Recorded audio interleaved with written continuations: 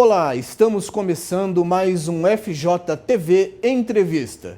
E o nosso convidado de hoje é o advogado graduado pela FMU de São Paulo, pós-graduado em Direito Constitucional e Político também pela FMU, pós-graduado em Direito Eleitoral e Processual Eleitoral pela Escola Judiciária do Tribunal Regional do Estado de São Paulo, presidente da Comissão de Direito Eleitoral da Federação dos Advogados do Estado de São Paulo. É palestrante e autor de livros na área. Conosco, o Dr. Anderson Pomini. Obrigado por nos receber em seu escritório para esse bate-papo sobre direito eleitoral, que é o tema que está em pauta nesse momento em todo o Brasil.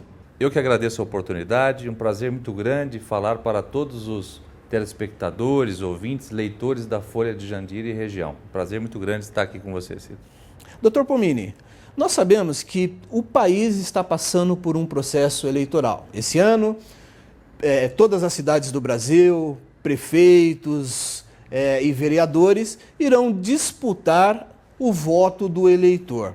E a gente sabe que muitas pessoas acabam antecipando essa corrida, as cidades acabam tendo uma disputa eleitoral, a coisa em alguns lugares fervem, né? E eu gostaria de ouvir, e os nossos telespectadores também, um pouquinho sobre o que pode e o que não pode. E nada melhor do que falar com quem é especialista da área.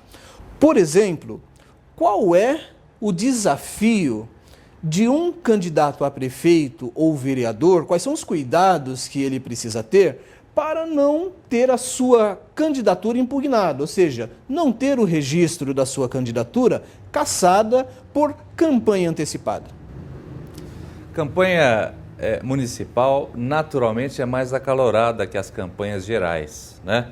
Por exemplo, em 2010, nós tivemos as campanhas gerais que foram eleitos os deputados estaduais, deputados federais, governadores, etc.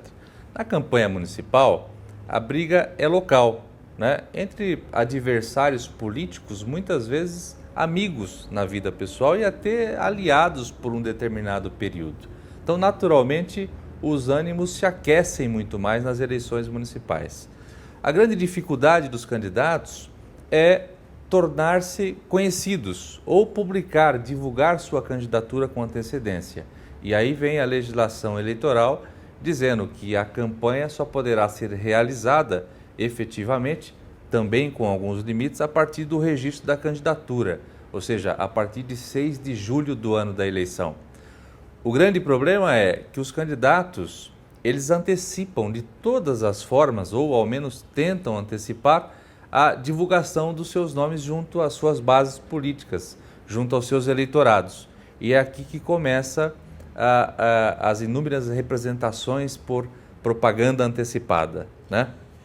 O Tribunal Eleitoral considera crime esse tipo de propaganda eleitoral? Porque é muito comum nas cidades as pessoas colocarem muitas faixas. Por exemplo, colocam faixa de Dia das Mães, Dia dos Pais, Dia do Padeiro, Dia do Leiteiro, de Feliz Ano Novo. E essas placas, elas vão ficando, até poluem um pouco a cidade. E isso pode ser considerado, eventualmente, propaganda antecipada pelo tribunal? Depende. Na verdade, esse assunto, até do ponto de vista legal, é muito recente. Até 2008, não existia na regra eleitoral um dispositivo que dizia claramente o que o pré-candidato poderia realizar a título de divulgação da sua pré-candidatura. Na mini-reforma eleitoral que nós tivemos em 2009, pela Lei 12.034 de 2009, o legislador entendeu por bem inserir de forma taxativa, alguns entendem que é uma forma exemplificativa, aquilo que pode ser realizado, os atos que poderão ser praticados pelos pré-candidatos e que não serão considerados propaganda antecipada. Por exemplo, a lei autoriza que pré-candidatos concedam entrevistas, divulguem inclusive as suas plataformas e projetos de campanha, desde que não se faça pedido de votos. Ou seja, todos os pré-candidatos podem conceder entrevistas, a exemplo daquilo que a gente tem visto aí das campanhas majoritárias nas grandes capitais. São Paulo, por exemplo, né? Diariamente o candidato do PT é entrevistado, os pré-candidatos do PSDB são entrevistados nos grandes jornais, inclusive já abordam aquilo que fariam caso sejam eleitos. Então, respondendo à sua questão, não se trata de crime eleitoral. A propaganda antecipada ela é punível com aplicação de multa. Uma multa que varia entre 5 e 25 mil reais, né? Dependendo da reiteração da conduta vedada. Mensagens de felicitações, que é uma das formas muito usual que os candidatos vêm utilizando nas pré-campanhas, né? No ano da eleição ou até antevéspera, o pré-candidato entende por bem parabenizar qualquer ato, né? Aniversário da cidade, campeonato de futebol local, né?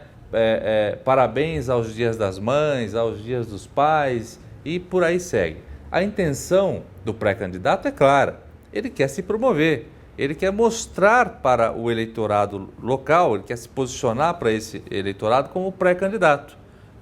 Há alguns limites. Mensagem de felicitação, a jurisprudência é dividida nesse sentido. As decisões dos tribunais são divididas. E que tipo de exemplo o senhor poderia citar de um erro cometido por um candidato que eventualmente o tribunal possa considerar que seja passível de uma multa?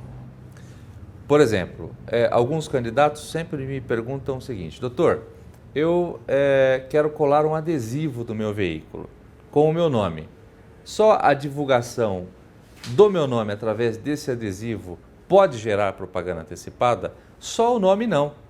Porque a própria jurisprudência Tribunal Eleitoral, ela condiciona e exige alguns requisitos, alguns elementos para que configurem propaganda antecipada. Por exemplo, a referência ao futuro, referência à candidatura futura, o destaque das qualidades pessoais desse candidato, né? Uma referência ao número do seu partido, né? Ou um pedido implícito de apoio. Esses elementos, quando somados, eles configuram propaganda antecipada, pela jurisprudência da Justiça Eleitoral. Esses elementos, quando individuais, eles por si só não potencializam a divulgação ou a promoção pessoal desse pré-candidato e, por sua vez, também não configuram a propaganda antecipada. Então, a divulgação de um simples adesivo, José da Silva, tá, num veículo, ou ainda que sejam em diversos veículos, por si só, não se configura como propaganda antecipada. Doutor, nós temos nas cidades de todo o Brasil muitas pessoas que pleiteiam o cargo, principalmente de vereador, e muitos não tiveram nenhuma experiência ainda na política. Então, tem alguns passos que a pessoa precisa seguir, até registrar a candidatura, até colocar a sua campanha na rua. Então, esses passos, quais seriam para que, eventualmente, este candidato não tenha lá dificuldade no momento de registrar sua candidatura? Entendi. Na verdade, eu divido em alguns períodos, né? Eu defendo que o processo eleitoral se inicia com a escolha do partido político. A Constituição determina que todo pré-candidato faça a escolha do partido político pelo menos um ano antes da data da eleição. As eleições municipais ocorrerão no dia 7 de outubro de 2012. Portanto, até o dia 6 de outubro de 2011, o pré-candidato deveria ter escolhido o seu partido, né?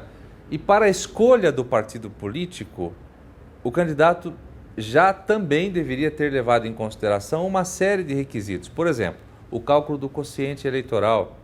Quais são os meus adversários internos dentro do próprio partido? Já que o partido dispõe de um número elevado de candidatos e certamente não elegerá todos aqueles candidatos. Então começa por essa análise. Quem são os meus adversários políticos internos, né? Isso é uma análise importante. Mas muito bem, nós já passamos por essa fase, tá certo? Essa primeira fase, escolha do partido político e da filiação política partidária. Realizada a filiação política partidária, o pré-candidato começa a organizar a sua pré-campanha. começa a divulgar sua candidatura junto aos seus familiares, amigos, apoiadores, com respeito às normas eleitorais, né? E nós iniciamos nessa fase que é chamado pré-campanha, mais próximo às convenções, que aí a lei já prevê algumas providências ao candidato, por exemplo, aos candidatos que são servidores públicos. Esses deverão estar atentos às regras de desincompatibilização ou afastamentos para os fins eleitorais. Ou seja, quem é funcionário público e pretende ser candidato precisa se desligar. Perfeito. Qual é o objetivo dessa regra? Sempre me perguntam isso. É muito simples. O funcionário público que é candidato a vereador, naturalmente, ele está em vantagens em relação àquele que não é funcionário público.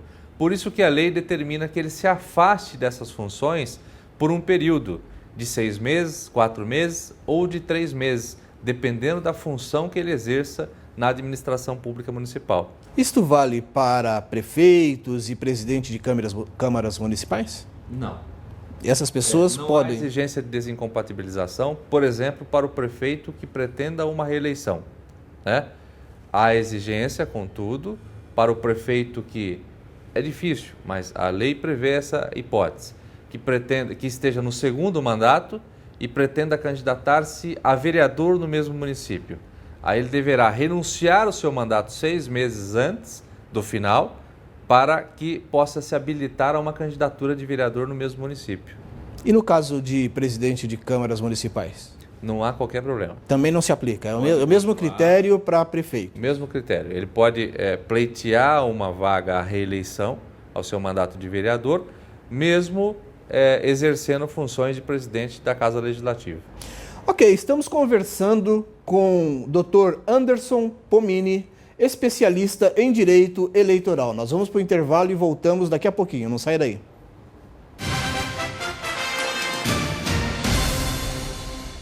Fazer do mundo um lugar melhor é como um quebra-cabeça.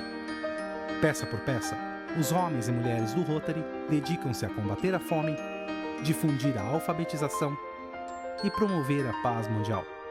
Mas ainda há muito a ser feito. Ainda faltam algumas peças, e uma delas é você. Acesse www.rotary.org para saber como você pode ajudar a fazer do mundo um lugar melhor. Rotary, Humanidade em Ação.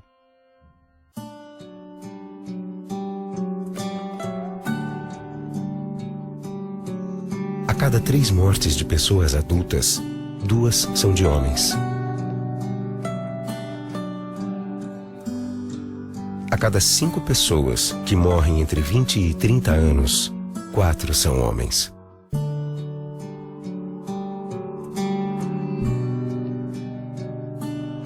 Homens vivem em média 7 anos menos que as mulheres.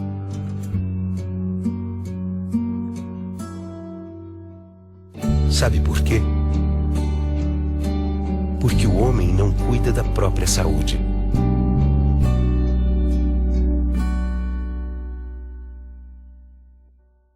Homem que se cuida não perde o melhor da vida.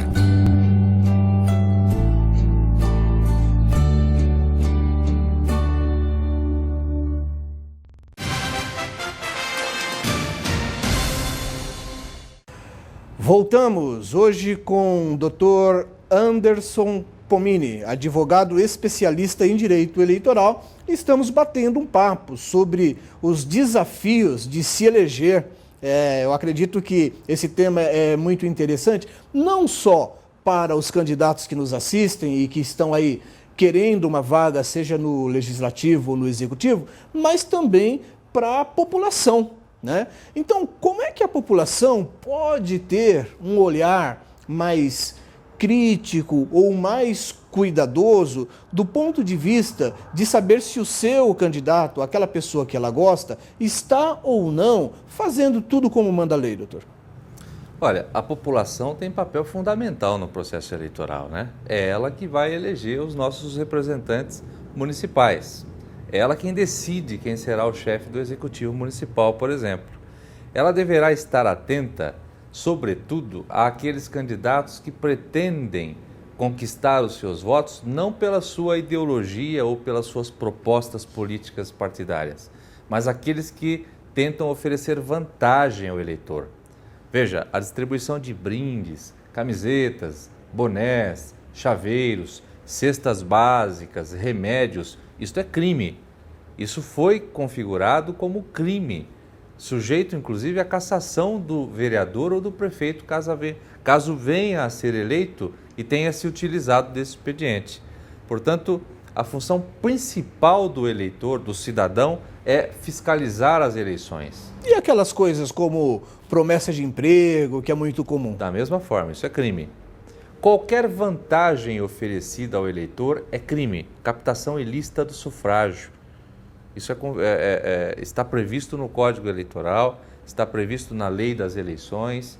O eleitor deverá imediatamente denunciar qualquer pré-candidato que ofereça vantagens ao eleitor, além da proposta que deverá ser divulgada. O candidato tem que ganhar a eleição com a sua proposta de melhoria, proposta de governo, apresentando as suas condições probas, a sua condição ética, a sua retidão junto aos cidadãos.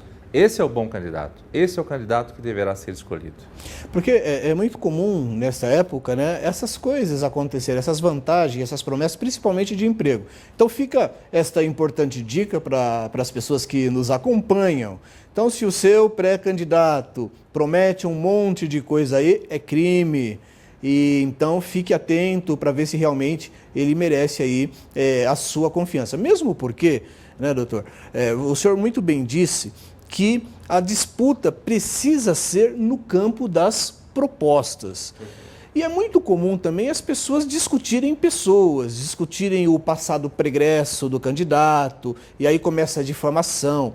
Hoje, uma coisa que está na moda são as redes sociais. Facebook, Twitter, porque qualquer pessoa hoje pode fazer um blog, pode ter um perfil no Facebook, inclusive falsificar coisas com a intenção de difamar o oponente.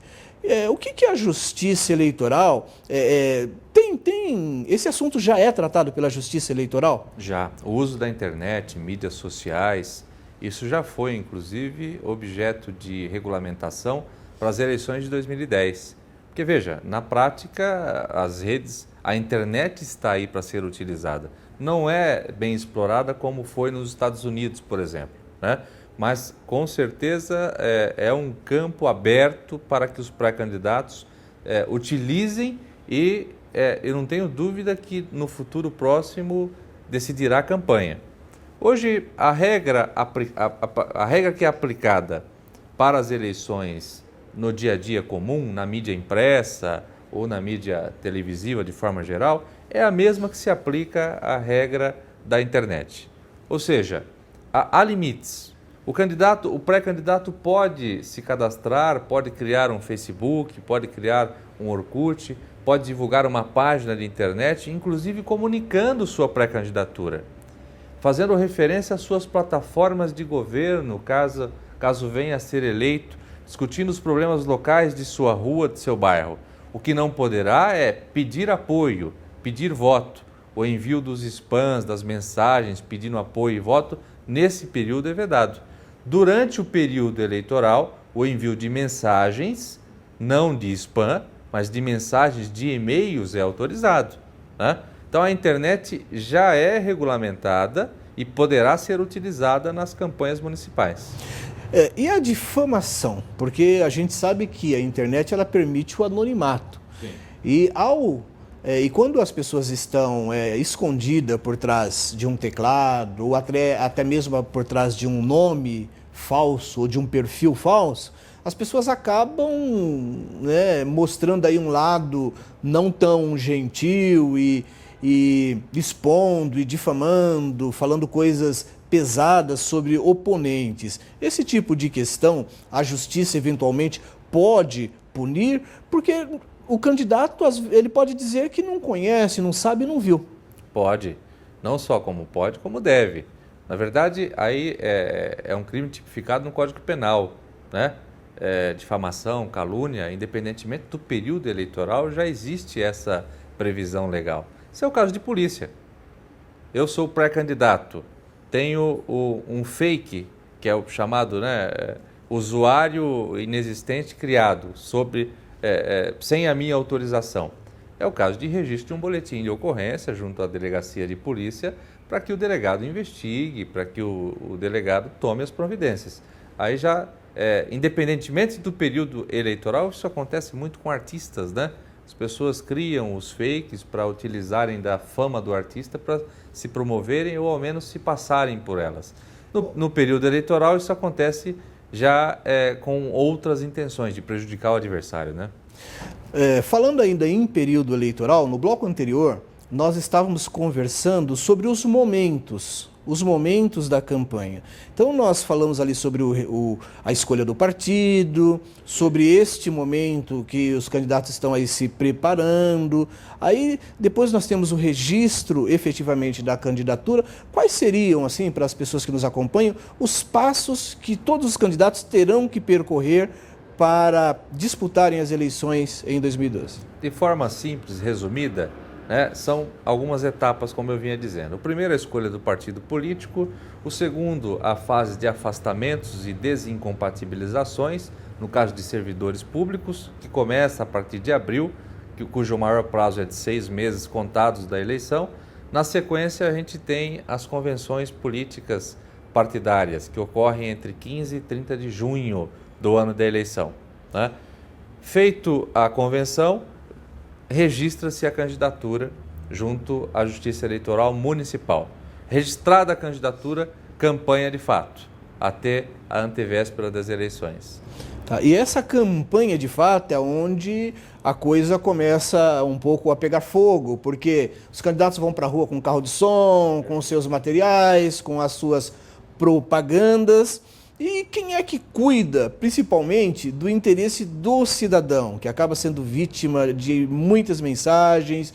E nesse momento que as pessoas até têm como guerra, as pessoas usam até essa frase de guerra política, a gente até brinca que o pessoal não pensa, aí vale dedo no olho, vale tudo, e a gente sabe que não é bem assim. A justiça pune os excessos. E a população, ela tem um papel. Como é que, se ela se sentir prejudicada ou incomodada com algum tipo de abordagem, como ela pode proceder? Quem é que fiscaliza o oponente? O principal fiscal da Justiça Eleitoral é o próprio juiz eleitoral. Sobretudo, ele trabalha com informações que são recebidas e fornecidas pelos cidadãos. O cidadão não só pode, como deve denunciar a Justiça Eleitoral, e isso pode ser feito através do site, por exemplo. Ele recebeu uma vantagem qualquer. Olha, preciso do seu apoio, preciso do seu voto, do voto da sua família. E, uma vez eleito prefeito ou vereador, você pode me procurar que eu vou te ajudar. Vou arrumar emprego para sua filha, vou te conceder cestas básicas. Isso é compra de voto, isso é crime. Agora, o que eu costumo dizer nas minhas palestras, no próprio livro, é que o principal fiscal, por incrível que pareça, o principal fiscal da Justiça Eleitoral é o candidato adversário. Então, ele denuncia as ações que são praticadas pelo seu concorrente. É comum, isso principalmente nas eleições municipais, onde, repito, são mais acaloradas, até pela disputa local. Então, há uma série de denúncias diárias, placas irregulares, o tamanho que não obedece à metragem que é estipulada pela legislação eleitoral, a denúncia sobre compra de votos do adversário. O principal fiscal é o adversário, que acaba denunciando e representando o outro candidato com o claro objetivo de prejudicá-lo nas urnas. Pela sua experiência, qual é a agilidade da Justiça Eleitoral de agir nesses casos? Porque a gente sabe que a justiça comum, até em função do volume de processos e da demanda judicial, a pessoa quando entra com um pedido ou com um processo, às vezes demora um pouco. No caso do pleito eleitoral, que demora aí 3 meses, e esse tipo de coisa, eventualmente é punido imediatamente, a justiça determina rapidamente, ou isso vai ser lá na frente julgado, e se esse candidato eventualmente ganhou a eleição, ele pode ser punido por uma irregularidade que cometeu durante a campanha? Uma das grandes gratificações da justiça eleitoral, né, pelo menos a minha, do ponto de vista profissional, é em relação à agilidade da justiça. Essa justiça é especializada. Os prazos são prazos curtíssimos, 24, 42, 72 horas. Até porque o processo eleitoral exige essa agilidade. O que vigora na justiça eleitoral é o princípio da celeridade.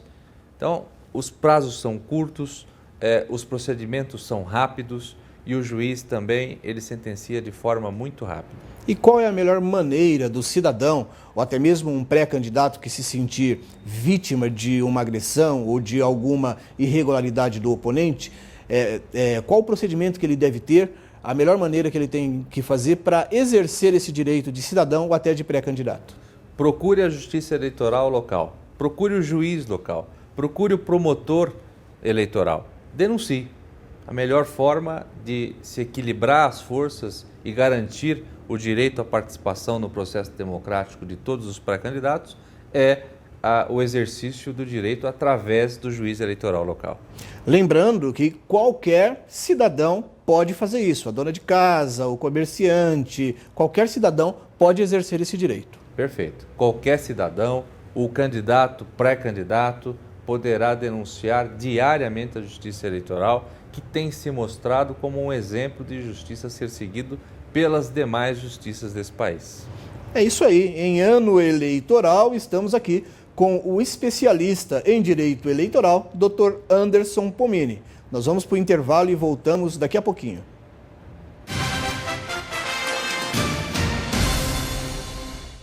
Meu coração, não sei porquê, bate feliz quando te vê e os meus olhos ficam sorrindo.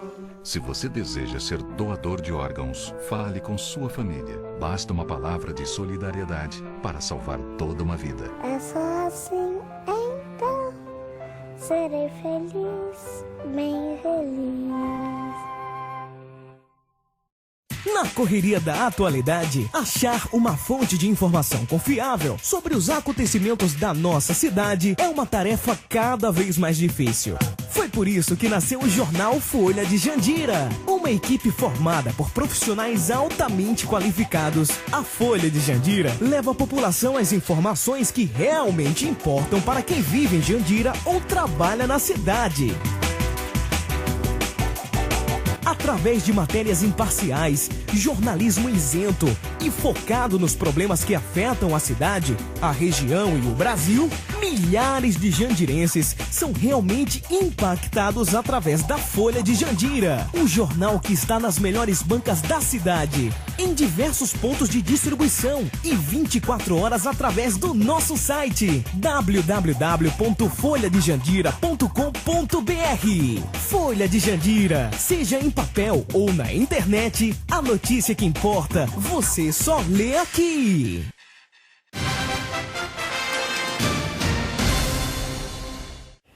Voltamos com o FJTV. Hoje conosco o advogado especialista em direito eleitoral, Anderson Pomini.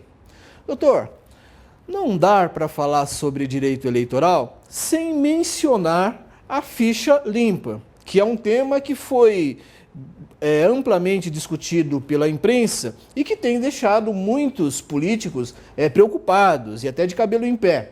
Agora, um homem público que ocupou vários cargos em governos e até em câmaras municipais, Senado, enfim, essas pessoas é natural que acabam sofrendo algum tipo de processo até pelos adversários. Como que é essa questão, como lidar com isso? Porque isso pode impedir de um candidato de registrar a candidatura, sim ou não? Pode, sem dúvida. E impedirá muitos candidatos nas eleições de 2012. Isto porque, todos acompanhamos, em 2010, a lei ela não teve os seus efeitos aplicados, né? Num primeiro momento, diversos candidatos foram impugnados em razão da lei do ficha limpa e o TSE e o Supremo decidiram que a lei não deveria vigorar já para as eleições de 2010, tendo em vista a afronta ao princípio da anualidade previsto no artigo 16 da Constituição Federal. Agora, para as eleições de 2012, embora ainda esta lei dependa de uma discussão no Supremo, pelo que a gente tem ouvido, pelo que a gente tem acompanhado, não resta dúvida que ela terá sua eficácia plena e muitos candidatos serão barrados pela lei do ficha limpa. Por exemplo, candidatos que tiveram suas contas rejeitadas, sejam eles presidência de câmaras municipais ou prefeito, ex-prefeitos, eventualmente podem ser barrados? Se enquadram no ficha limpa.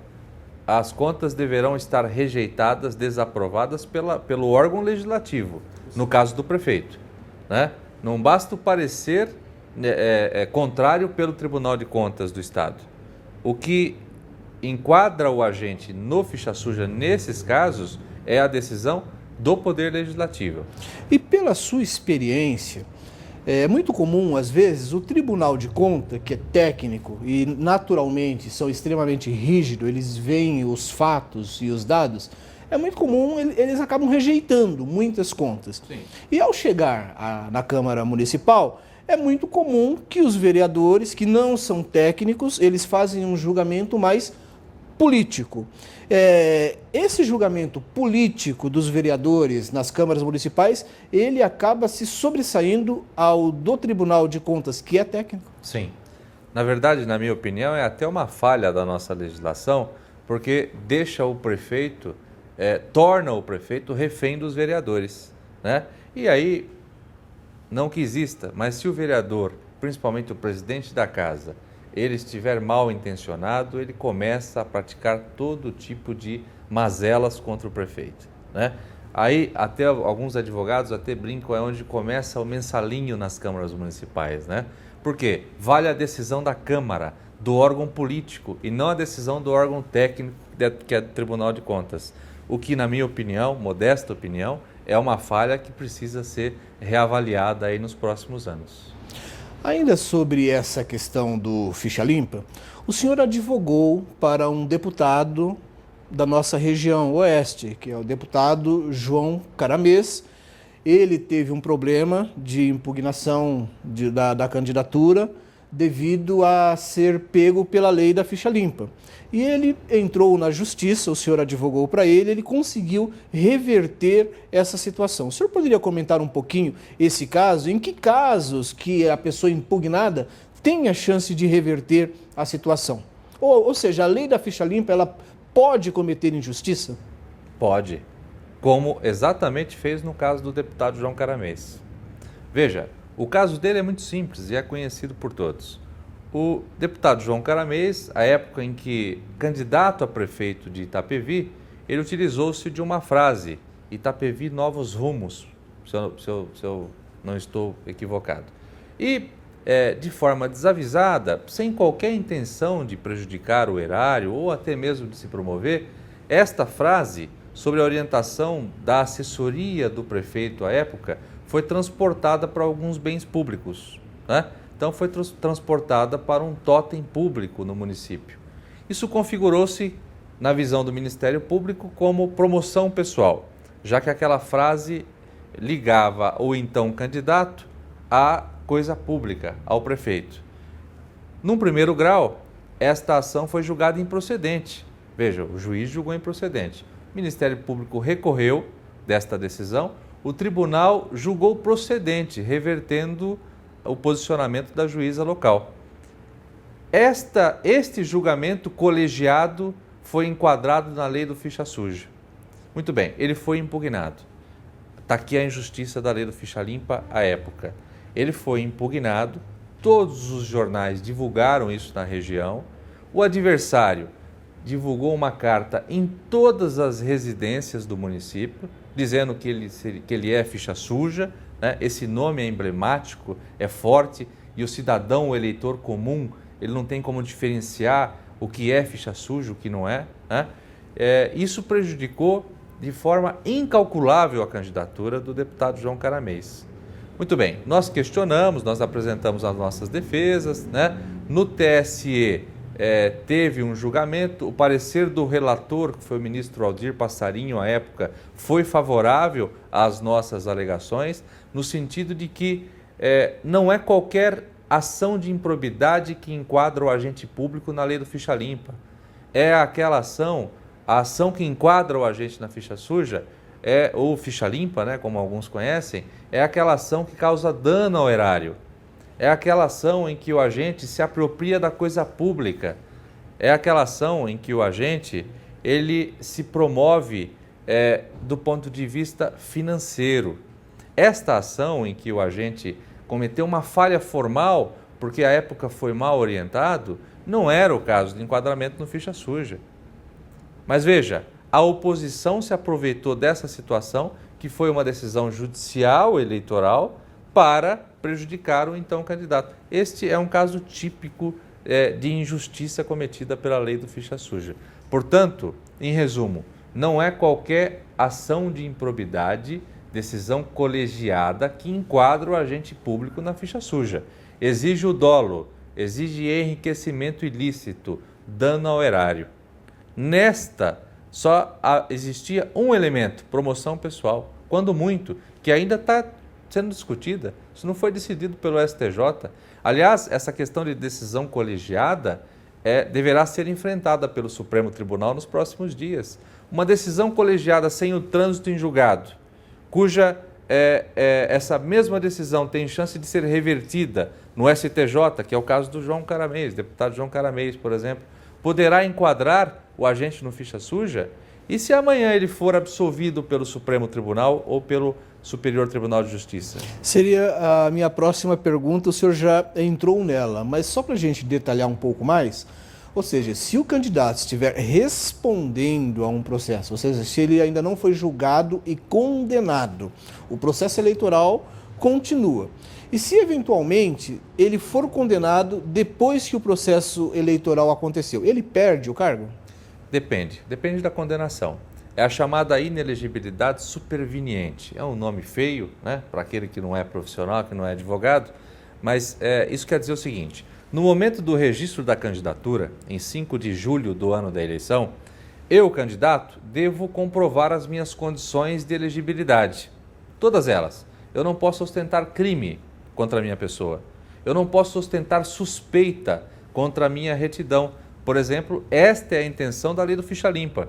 Exigir que o agente público seja probo, seja um homem ético, que não pairem dúvidas sobre a sua conduta pública. Este é o objetivo da lei do ficha limpa. Eu devo apresentar e comprovar esses requisitos no momento do registro da candidatura. Comprovei. 2 meses depois, uma ação que eu vinha sofrendo é julgada procedente pelo órgão colegiado do tribunal. Eu me enquadro no ficha suja? Depende da condenação. Se for dolosa, se for ficar comprovado que houve patrimônio, que houve dano ao patrimônio, enriquecimento ilícito, pode ser discutida. É que aí também a gente, para não adentrarmos muito nas questões técnicas, não seria uma condição de elegibilidade constitucional, mas infraconstitucional. Portanto, num primeiro momento, também não geraria óbice para o exercício do mandato, caso esse político fosse eleito. Mas para uma próxima candidatura, com certeza. O senhor tomou o cuidado de não entrar muito na questão técnica. E eu achei interessante, e eu já quero aproveitar esse gancho para falarmos desta obra, Direito Eleitoral, Teoria e Prática, Eleições 2010 e 2012. É uma obra de sua autoria, que eu tive a oportunidade de ler antes até dessa entrevista, e eu percebi que você, neste material, você fala de uma maneira bastante didática sobre direito eleitoral, de forma que até pessoas leigas, como eu, consigam compreender algumas coisas. Eu gostaria de lhe perguntar o que o levou a escrever, o que te motivou para escrever esse material, na minha opinião, muito rico, didático e útil para quem está aí começando uma carreira política. Agradeço muito seus elogios. Esse livro, na verdade, surgiu da ideia da simplicidade. Os advogados, nós somos burocráticos por natureza. O judiciário é burocrático, cheio de formalidades, né? Termos em latim, termos técnicos difíceis de serem pronunciados até por nós. É comum, faz parte da ritualística do judiciário em geral, né? A ideia desse livro surgiu justamente para que fosse oferecido ao candidato comum, ao candidato que não tem formação jurídica, uma leitura simples das regras eleitorais que ele deverá conhecer para que possa enfrentar uma candidatura. Então, o que traz o livro? Ele trata da escolha do partido político, apresenta todos os partidos, inclusive ativos no país, fala um pouquinho do quociente eleitoral, fala do período de desincompatibilização, fala daquilo que poderá ser considerado como propaganda antecipada, fala das convenções, traz de forma didática aquilo que poderá ser adotado como estratégia de campanha durante o período eleitoral e termina com a posse. Ou seja, é um manual simples escrito ao candidato que não tem formação jurídica. Essa é a nossa ideia. Inclusive, nós estamos preparando a segunda edição desse livro, que será lançada agora no mês de abril próximo. E esse livro, eu pude perceber que, além de citar as leis, o senhor mostra exemplos muito práticos, inclusive como se fosse um checklist, né? Nós temos aqui uma liçãozinha de casa que todas as pessoas que se interessam pela área política precisam fazer para trilhar esse caminho. E esse livro novo, é uma atualização desse trabalho. Perfeito. E o que terá de diferente nessa atualização? Nós acrescentamos alguns novos exemplos. A justiça eleitoral é muito dinâmica e o candidato é mais dinâmico ainda. O candidato, ele é um criativo por natureza, né? Ele, independentemente do marketing, independentemente da comunicação, ele a cada eleição, que de um lado há a legislação eleitoral tentando segurar alguns excessos, do outro lado há o candidato criativo, né, inserindo novas formas de divulgação da sua campanha. E a nossa ideia é atualizarmos, de acordo com a jurisprudência eleitoral, aquilo que é considerado como legal e válido neste livro. Além de outras informações, por exemplo, sobre casos concretos, sobre o Ficha Limpa. À época nós abordamos a lei do Ficha Limpa, mas nós não tínhamos julgados, nós não tínhamos decisões dos tribunais que tratavam do assunto. E esse livro trará alguns exemplos, por exemplo, quais são os agentes públicos, quais são os vícios cometidos por esses agentes públicos que se enquadram na lei do Ficha Limpa. Ok. Nós conversamos com o Dr. Anderson Pomini, especialista em Direito Eleitoral e autor do livro Direito Eleitoral, Teoria Prática, Eleições 2010-2012, que será atualizado agora no mês de abril.